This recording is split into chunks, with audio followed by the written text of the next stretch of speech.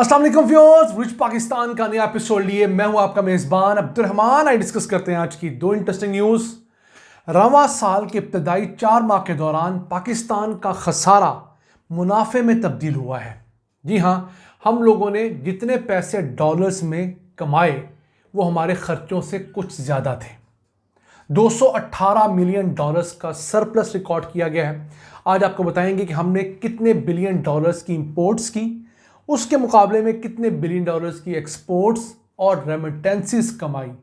इससे हमारा किस तरह खसारा मुनाफे में तब्दील हुआ है। इसके साथ साथ आज की दूसरी खबर, हैदराबाद जो सिंध का दूसरा बड़ा शहर है और पाकिस्तान का 7वां बड़ा शहर, उसे पहली वफाकी यूनिवर्सिटी दे दी गई है जिसका इनॉग्रेशन कल हो गया है। ये गुज़श्ता 76 सालों से हैदराबाद के शहरियों की डिमांड थी। पीपल्स पार्टी इसके रास्ते में बहुत सारी रुकावटें खड़ी करती रही। बिलाखिर MQM ये यूनिवर्सिटी कायम करने में कामयाब हुई है। इस आम खबर का प्रोग्राम के दूसरे हिस्से में डिस्कस करेंगे, लेकिन पहले चलते हैं आज की सबसे आम खबर क्या ना। रवां मालियाती साल के इब्तदाई 4 माह के दौरान पाकिस्तान का करंट अकाउंट जो पहले डेफिसिट में था अब सरप्लस में जा चुका है, यानी नुकसान से मुनाफे में तब्दील हुआ है।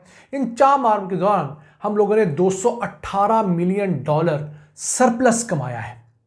और अगर बात करें इन 4 माह की, तो 4 में से 3 माह, अगस्त, सितंबर और अक्टूबर, इन तीनों माह हम लोग मुसलसल अपनी कमाई ज़्यादा कमा रहे हैं अपने अखराजात की निस्बत। वो किस तरह? हमने 4 माह के दौरान जो टोटल इंपोर्ट्स की हैं पाकिस्तान के अंदर, वो थी 22 अरब 43 करोड़ डॉलर्स।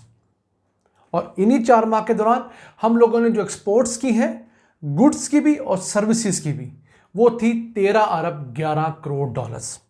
इस हिसाब से हमारा एक खसारा था, डेफिसिट था 9 बिलियन डॉलर्स का ट्रेड डेफिसिट, जिसे आके ख़त्म किया है हमारे ओवरसीज़ पाकिस्तानियों की रेमिटेंसीज ने। ओवरसीज़ पाकिस्तानियों ने इन्हीं 4 माह के दौरान 11 अरब 85 करोड़ डॉलर्स पाकिस्तान भिजवाए हैं। और ये एक साल के दौरान 35% इजाफा है। पिछला साल ये 8 अरब 80 करोड़ डॉलर्स थे। तो उनकी आने वाली इस रकम के सबब ना सिर्फ हमारा खसारा यानी डेफिसिट ख़त्म हुआ, बल्कि हम सरप्लस में गए हैं, मुनाफे में गए हैं। इसलिए हम हर दफ़ा आपको बताते हैं कि पाकिस्तान अगर चल रहा है तो ये ओवरसीज़ पाकिस्तानियों की बदौलत है, उनकी भेजे हुए डॉलर्स की बदौलत है। अल्लाह की रहमत और बरकत तो अपनी जगह मौजूद ही है। फिर इन 4 महीनों के अंदर पाकिस्तान में कुछ टैक्स वसूलियाँ भी बेहतर हुई हैं। को 25% हमने टैक्स ज़्यादा कलेक्ट किया है पिछले साल की निस्बत। 3,443 अरब रुपए का टैक्स कलेक्ट किया जा चुका है। वैसे इस साल जो टारगेट है वो 12,000 अरब रुपए है। तो इस हिसाब से अभी हम 10-11 हज़ार अरब के करीबी पहुंचते दिखाई दे रहे हैं। हमारे ज़र मुबादला के ज़खायर 11 बिलियन डॉलर से प्लस हैं। शरह सूद जो आज से 6 महीने पहले 22% थी, वो कम होकर 15% हो गई है। अब महंगाई का हुकूमत दावा करती है, मैं उस पर यकीन नहीं करता, उसमें बहुत सारी फजिंग है, 2 नंबरी है। ये तो थी कुछ अच्छी डेवलपमेंट्स, लेकिन इसके पैरेलल सब कुछ अच्छा भी नहीं है, वो बताना भी ज़रूरी है। पाकिस्तान में जो बड़ी सनतें हैं उन्होंने इन 4 माह के दौरान तरक्की की बजाय तनज़्ज़ुली रिकॉर्ड की है, यानी वो -8% डाउनवर्ड उनकी एक डिक्लाइन देखी गई है, उनमें ग्रोथ रिकॉर्ड नहीं हुई। फिर पाकिस्तान की सबसे बड़ी जो एक्सपोर्ट्स हैं, टेक्सटाइल के एक्सपोर्ट्स, उनका रॉ मटेरियल जो कॉटन है, उसकी पैदावार आज की तारीख तक पिछले साल की निस्बत 40% कम हुई है। और पिछले साल भी हमने कोई बहुत रिकॉर्ड कॉटन ग्रो नहीं की थी। तो अब खदशा यह है कि इस साल हमें 1.5 से 2 बिलियन डॉलर्स की कॉटन इंपोर्ट करनी पड़ेगी। तो जब हम वो 2 बिलियन डॉलर्स की कॉटन इंपोर्ट करेंगे तो हमारा ये जो एक मुनाफा है ये दोबारा से खसारे में तब्दील होने का खदशा है। ये नुकसान होता है कि जब हमारे इंडस्ट्रियलिस्ट और हमारे सियासतदान अपने ज़ाती मफाद के लिए फ़ैसले करते हैं, यानी जनूबी पंजाब की वो बेल्ट जहाँ पर दुनिया की शानदार कॉटन ग्रो होती थी, पाकिस्तान पूरे की डिमांड मुकम्मल तौर पर मीट हो जाया करती थी, उस इलाके में गन्ना लगाया गया, उस गन्ने पे रेट ज़्यादा दिया गया शुगर मिलों की जानब से। तो क्या हुआ कि वहाँ पर कॉटन कम होती गई। अब हम अपनी ज़रूरत की बमुश्किल आधी कॉटन पैदा करते हैं, बाकी आधी कॉटन हम इंपोर्ट करते हैं। वो जो 1, 1.5, 2 बिलियन डॉलर्स का टीका में लगता है वो हम रोक सकते हैं अगर हम गन्ने की पैदावार घटाएं। अब गन्ने से हम लोगों ने कितने पैसे कमाए हैं? पिछले 4 महीनों में हम तकरीबन कुछ $100 मिलियन चीनी एक्सपोर्ट करके कमा चुके हैं। तो उसके बदले अगर हमें $2 अरब का टीका लग जाए उस $100 मिलियन की बस, तो क्या ये अक्लमंदी है? हमारी हुकूमतों को सोचना चाहिए कि जो कॉटन ग्रोइंग एरियाज़ हैं जहाँ पर पानी ऑलरेडी कम है, वहाँ पर आप गन्ने जैसी फसल क्यों लगाते हैं जो ज़्यादा पानी मांगती है, और फिर उसका पाकिस्तान की इकोनॉमी में कोई ज़्यादा कंट्रीब्यूशन भी नहीं है और एक्सपोर्ट्स में तो ना होने के बराबर है।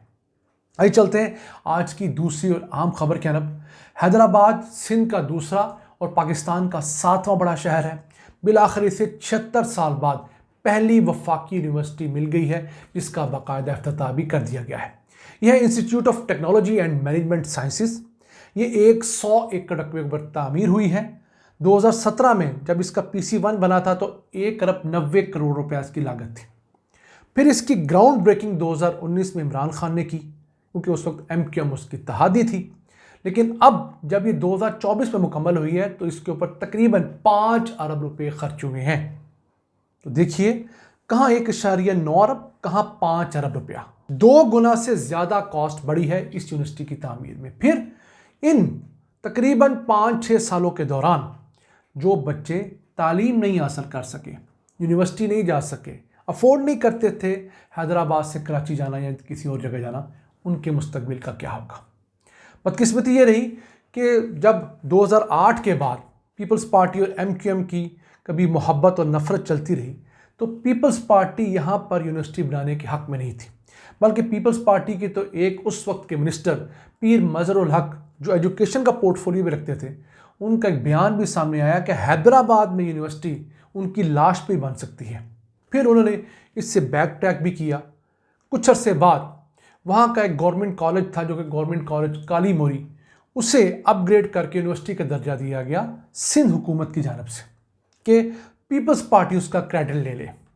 जिस तरह लाहौर के अंदर गवर्नमेंट कॉलेज था उसे गवर्नमेंट कॉलेज यूनिवर्सिटी बनाया गया, मुख्तलिफ इस तरह के कॉलेजेस जो 100 साल पुराने थे उन्हें यूनिवर्सिटी का दर्जा दिया गया, तो उसी पैटर्न पे यूनिवर्सिटी बनाई गई। लेकिन यहाँ पर एक टेक्नोलॉजी की यूनिवर्सिटी, मैनेजमेंट की यूनिवर्सिटी चाहिए थी जिसे MQM बड़े सालों से परसू करती रही।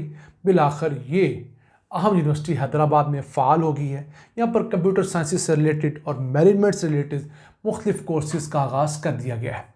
अब हैदराबाद का शहर जो 25 लाख से ज़ायद आबादी का शहर है, फिर यहाँ की जहाँ रबड़ी मशहूर है वहाँ पर इसकी चूड़ियाँ भी मशहूर हैं, और भी न जाने क्या कुछ इस खूबसूरत शहर में पिन्हा है। इस जैसे शहर भी अगर यूनिवर्सिटी के लिए इतने साल इंतज़ार करेंगे तो हमारे हुक्मरान क्यों समझते हैं कि हमारी तरक्की तेज़ तर होगी? याद रखिएगा, जिस शहर के अंदर उसकी यूनिवर्सिटी नहीं, जिस शहर के अंदर उसका इंडस्ट्रियल पार्क, इंडस्ट्रियल एरिया नहीं, आप उस शहर को तरक्की नहीं दे सकते। आपको यूनिवर्सिटी के साथ साथ इंडस्ट्रियल पार्क भी डेवलप करना होगा। यहाँ से पढ़े हुए बच्चे अपने ही इलाके की फैक्ट्रियों में काम करेंगे तो वहाँ पर प्रोडक्शन बढ़ेगी, बड़े शहरों की तरफ उनकी माइग्रेशन रुकेगी और पाकिस्तान की GDP बेहतर होगी, उन इलाकों के अंदर पैसा ठहरेगा और लोगों का मेयार ज़िंदगी बुलंद होगा।